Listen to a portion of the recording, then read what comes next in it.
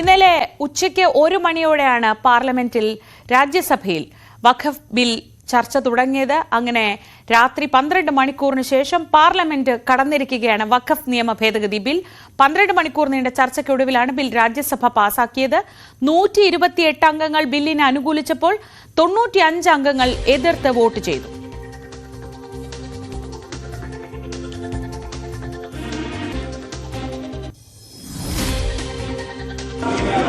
The bill is passed.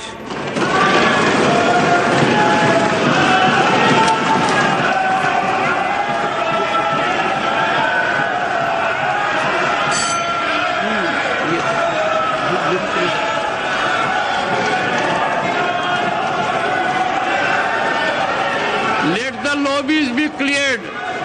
Lobbies be opened. Let the lobbies be opened.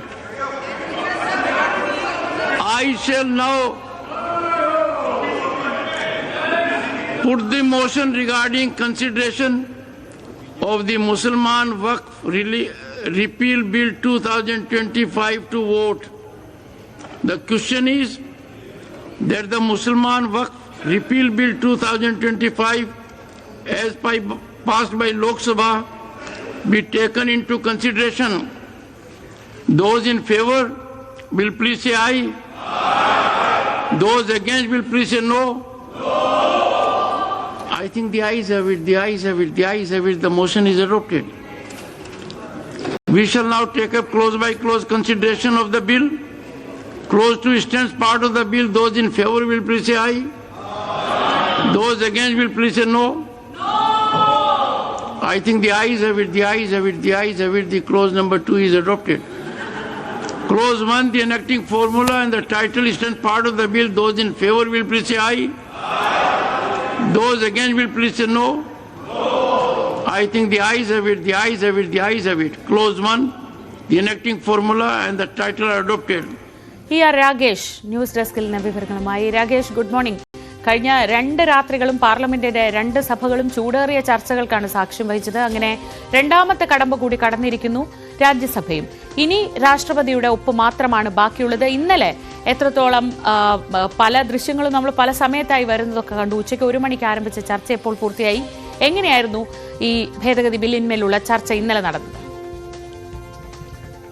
Sreeja, good morning. ലോക്സഭയ്ക്ക് പിന്നാലെ രാജ്യസഭയും കടന്നിരിക്കുകയാണ് വഖഫ് നിയമ ഭേദഗതി bill. ഏതായാലും ലോക്സഭയിലേതുപോലെ തന്നെ പുലർച്ചെ വരെ ചർച്ച രാജ്യസഭയിലും നീണ്ടു. കാരണം 1 മണിക്കാണ് ഇന്നലെ ചർച്ച ആരംഭിച്ചത്. ആ ചർച്ച അവസാനിച്ചത് ഏതാണ്ട് 12 മണിക്കൂറിന് ശേഷം പുലർച്ചെ 1:09 അതിനുശേഷം പിന്നീട് വോട്ടിംഗ് നടന്നു. പ്രത്യേകിച്ച് പല അംഗങ്ങളും ഭേദഗതികളൊക്കെ തന്നെ നിർദ്ദേശിച്ചിരുന്നു. അങ്ങനെ ഈ ബില്ല് പാസ്സായത് പുലർച്ചെ 2:33 അങ്ങനെ ഏതാണ്ട് മൊത്തം നോക്കുകയാണെങ്കിൽ 13.5 മണിക്കൂർ നീണ്ട നടപടിക്രമങ്ങൾക്ക് ശേഷമാണ് രാജ്യസഭയിൽ വഖഫ് നിയമ ഭേദഗതി ബിൽ പാസ്സായിരിക്കുന്നത്. ഏതായാലും രാഷ്ട്രപതി ഒപ്പുവെക്കുന്നതോടുകൂടി ഇത് നിയമമായി മാറും. ലോക്സഭയിലേക്കാൾ കൂടുതലായി വലിയ വാക്കേറ്റം രാജ്യസഭ സാക്ഷിയായി എന്ന് തന്നെ പറയാം. പ്രത്യേകിച്ച് പല ഘട്ടത്തിലും പ്രതിപക്ഷ ഭരണപക്ഷ അംഗങ്ങൾ തമ്മിൽ വാക്കേറ്റം ഉണ്ടാവുകയും ചെയ്തു.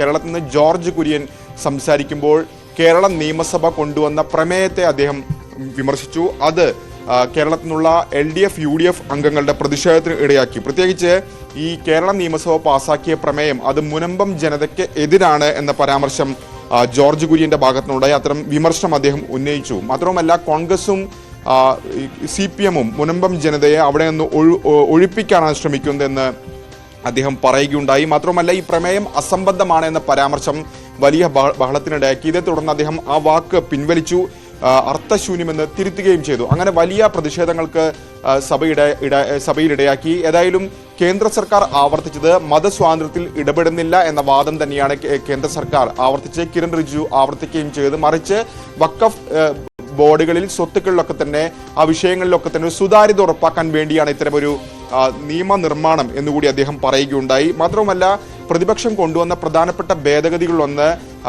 മുസ്ലിങ്ങളല്ലാത്തവരെ ഈ ബോർഡുകളിൽ ഉൾപ്പെടുത്തുന്നതായിരുന്നു. പ്രത്യേകിച്ച് DMK അംഗം തിരിച്ചു ശിവിയാണ് അടക്കമുള്ളവരാണ് ഈ ഭേദഗതി കൊണ്ടുവന്നത്. കേരളത്തിൽ നിന്ന് ലീഗ് അംഗങ്ങൾ ഒപ്പം മറ്റ് UDF LDF MPമാരൊക്കെ തന്നെ സമാനമായ രീതിയിൽ ഭേദഗതികൾ കൊണ്ടിരുന്നു. ഇതെല്ലാം തന്നെ തള്ളി ഇങ്ങനെ 100-ലധികം ഭേദഗതികൾ നിർദ്ദേശങ്ങളൊക്കെ തന്നെ തള്ളുകയായിരുന്നു. സർക്കാർ ഇക്കാര്യത്തിൽ പറഞ്ഞിരിക്കുന്ന കാര്യം എന്താണ് അതിൽ പ്രശ്നം? അത്തരം മറ്റു ഇതര സമുദായങ്ങളിൽ നിന്നുള്ള ആളുകളെ ഉൾപ്പെടുത്തിയാൽ എന്താണ് പ്രശ്നം? പ്രത്യേകിച്ച് ഒരു ഹിന്ദു മുസ്ലിം വിഭാഗങ്ങൾ തമ്മിലുള്ള തർക്കമാണെങ്കിൽ അത്തരം മറ്റ് സമുദായത്തിനുള്ള ആളുകളും വേണ്ടേ എന്ന വാദം കിരൺ റിജിജുവിന്റെ ഭാഗത്തു നിന്നുണ്ടായി. അങ്ങനെ വലിയ വാക്കേറ്റങ്ങൾക്കും വാദപ്രതിവാദങ്ങൾക്കൊക്കെ തന്നെ രാജ്യസഭ സാക്ഷിയാവുകയും ചെയ്തു. തുടർന്നാണ് ഇപ്പോൾ പുലർച്ചെ 2 മണിയോടുകൂടി 2:33 ഈ ബില്ല് പാസ്സാക്കിയെടുത്തത്. അതിനുശേഷം പിന്നീടും രാജ്യസഭാ നടപടികൾ തുടർന്നു. പ്രത്യേകിച്ച് കഴിഞ്ഞ ദിവസം ലോക്സഭയിൽ കണ്ടതാണ് മണിപ്പൂരുമായി ബന്ധപ്പെട്ട വിഷയം ചർച്ചയ്ക്കെടുത്തിരുന്നു. സമാനമായ രീതിയിൽ ഇന്നലെ രാജ്യസഭയുടെ അജണ്ടയിൽ ഉണ്ടായിരുന്നു. അങ്ങനെ ഏതാണ്ട് 4 മണിക്ക് ശേഷമാണ് രാജ്യസഭാ നടപടികൾ പിരിഞ്ഞിരിക്കുന്നത്. ഏതായാലും ഇത് രാഷ്ട്രപതിക്ക് സമർപ്പിക്കും. ഒരുപക്ഷെ ഇന്ന് ഉച്ചയോടുകൂടി രാഷ്ട്രപതി ഇതിന് അംഗീകാരം നൽകാനുള്ള സാധ്യതയുണ്ട്. മാത്രമല്ല ഇന്ന് സഭ അവസാനിക്കുകയാണ്. ബജറ്റ് സമ്മേളനത്തിന്റെ അവസാന ദിവസമാണ്. ഇന്നും ഏതെങ്കിലും തരത്തിലുള്ള പ്രതിഷേധങ്ങൾക്ക് സാധ്യതയുണ്ടെന്ന് കണ്ടറിയേണ്ട വിഷയമാണ്. ശ്രീജ. ശരി, രാഗേഷാണ് വിവരങ്ങൾ നൽകിയത്. രാജ്യസഭയും പാസാക്കിയിരിക്കുന്നു വഖഫ് ഭേദഗതി ബിൽ. ഇനി അത് രാഷ്ട്രപതിയുടെ മുന്നിലേക്കാണ് എത്തുന്നത്. ഇന്നലെ വലിയ വാദപ്രതിവാദങ്ങൾക്കൊക്കെ ഒടുവിൽ ഏതാണ്ട് 13.5 മണിക്കൂറോളം നീണ്ട നടപടിക്രമങ്ങൾക്കൊടുവിലാണ് രാജ്യസഭയിൽ ബിൽ പാസാക്കിയത്.